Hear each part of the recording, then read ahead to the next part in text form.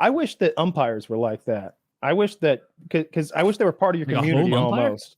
You know what? Yeah, the home umpires. So you'd have to have like 2 umpires, like some guy going like, you'd have a home and a visitor crew, and it would be like a Supreme Court type situation. Well, that's kind of fun. I like that. And they'd be held accountable. I feel like they should be held accountable at times. There should be like an overseer, a representative from the commissioner of baseball could perhaps come down and split decisions. Or maybe the crowd could cheer to change the like I don't know, guys. Was he safe? It's got that thing up there. It's like pump it up, and it's like got the dial going to the 10, almost there, going back, almost there. I don't know. We have to sell like 8,000 Nathan's hot dogs to get him in there for safety. I don't know. The people in the stands can do some sort of physical challenge to represent their team. Which way Text the call goes. Tripping to 8055. If that's what you think happened. Get the beach ball all the way around the crowd without it hitting the ice, and it's a penalty. Aqua and Kyle, you guys are both baseball fans. What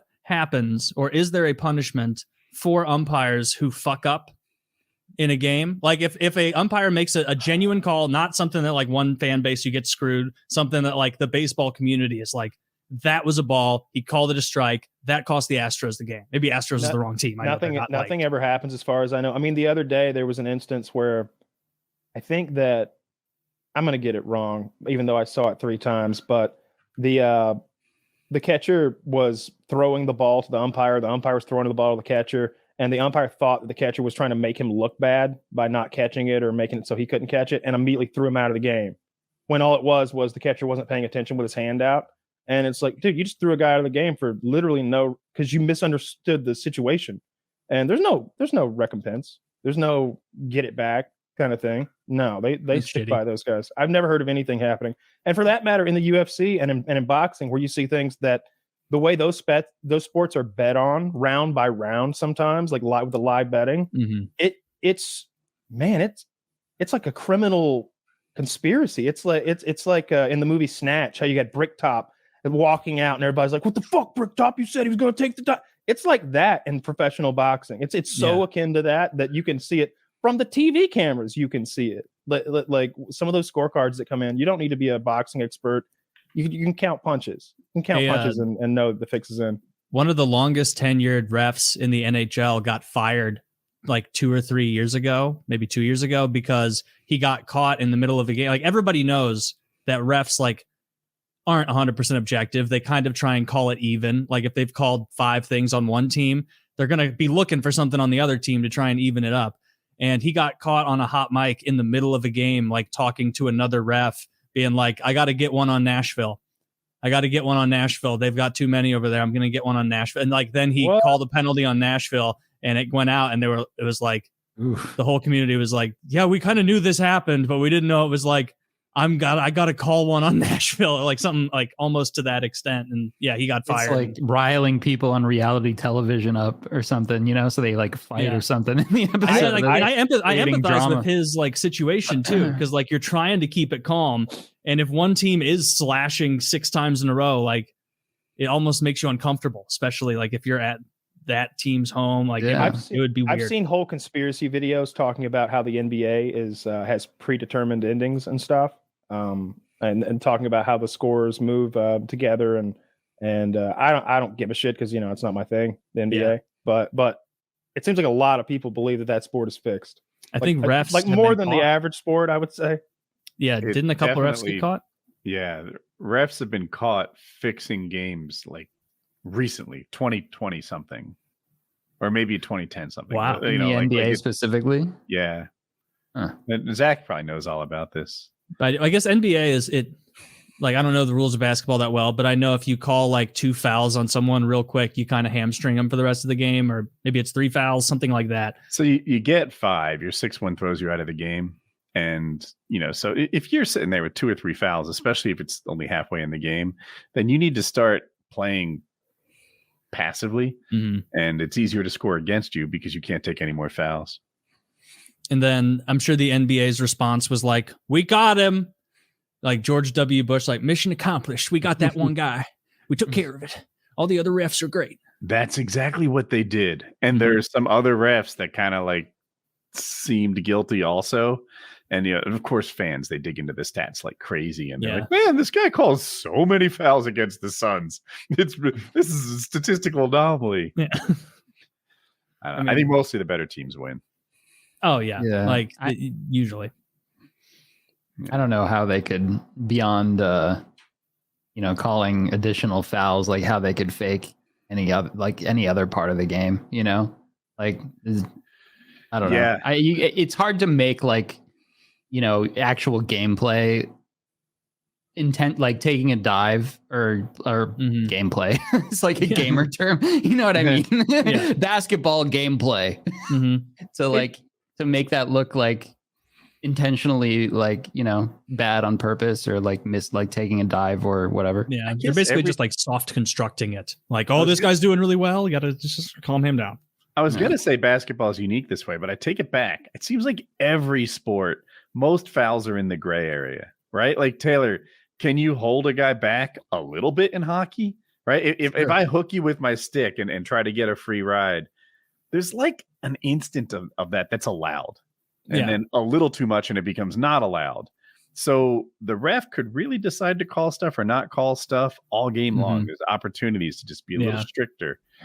And it's about consistency in that way, where like if the ref calls some like really strict tripping in game one, and then he just lets him play in the second period and they're beating the hell out of each other, and then like a strict hold in the third, it's like, well, there's no consistency here. Like, you either need to establish early, like you're going to call it like real strict, which I would as a viewer, I don't want him to do that, or you like let him play in the playoffs. And like I watched just last night, a player slashed another player in the back of the leg so hard that like he fell, and then another player tripped the slasher, and I could almost see the ref in real time be like, that equals out.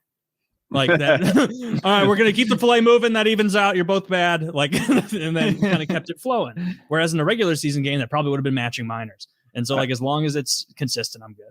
In basketball, when you dribble, you can't hold the bottom of the ball. I'm not sure if you can hold the perfect side, but it gets to be like, what's a carry is such a gray area. You could call it almost every possession or never, and both would be kind of within the bounds of basketball. And then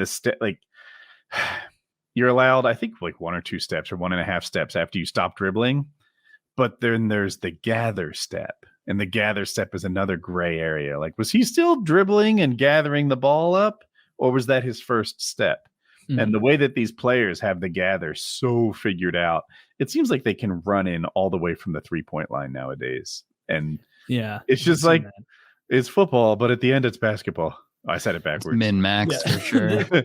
Like every once in a while, they need to make changes in sports to like keep it in the spirit of it, where they're like, I get it, you're gathering, but dribbling is so much of what we're doing here, guys. Like, it's such a key part of it. Like, we got to make sure you're doing it. Scoring in basketball's up like crazy. So prior to like this week, last week, I think 3 players over 33 had ever scored 40 points in the playoffs. Right? Over 33 years old, you can't get 40. That's ridiculous. 3 people did it last week. Like Jimmy Butler, Steph Curry, and another guy. That makes me feel good. As a 34-year-old, that makes me feel pretty good. It occurred to me that like everybody on TV, who's playing a sport for the most part is younger than me at this point. This happened a few years ago, actually. I remember that phase. Yes. Yeah. And I don't like it. It's kind of tough.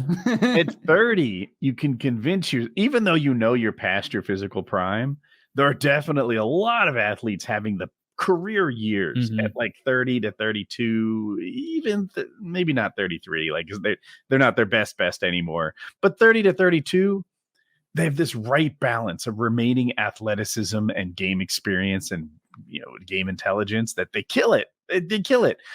You hit 36 and you're like, really no one's peaking anymore. Yeah, you're winding down. Yeah. And I don't even talk a couple more years. If I really try, I could make something happen maybe. Then, like 38-year-olds right now. LeBron James is having a fantastic year. He's having a fantastic playoffs, and he's 38 years old. But when you're 38 and they're like, this guy's a medical miracle. Can you believe he's even playing? Yeah. You're like, fuck? It's gotta get in your head. Dude, what I like now is like I'll check to see who like the Blues are trading for, and it's some guy who's like 10 months younger than me, and I'm like, what are we trading for this old man? Like he's got injury history. What's he doing? Like, and, like we trade Tarasenko, and I'm like, thank God we got rid of that guy with his injury history, Mr. Ooh, younger than me. Like yeah. So, yeah, it is weird. And then it's at a younger age than that when you realize you're not special. Right. If you're like me, somewhere like I had stages. We talked about this last week where it was like, I figured out I'm not a superhero. I figured out I'm not an Olympian. Yeah. I figured out I'm really just a dad that's not that interesting at all. You peel back that onion real quick. There's just a husk left, not much. You realize you're just a guy that likes normal things, living a normal life, in a normal income bracket. You know what? That Taylor Swift, she's pretty good. She is. That old lady. She's been around for decades. That's just liking normal things. Yeah, it is weird because you remember as a kid how it was every one of my friends, like number one plan was professional athlete or army man. Really, that was the two I can remember of friends, army man or professional athlete. And very few have become professional athletes. Have any? That's impressive. If any of your childhood friends have, that's like unique, I feel like. Yeah, not real ones. No, not like real ones who like you could be like, yeah, watch a highlight of this guy. He made it to the show. Like, no. Did they make like a career out of it for a short amount of time at all? Or I knew a couple people who made a career out of it, but it was the kind of career where like they made like league minimum for a bit, and that was about it. But that's a good amount of money.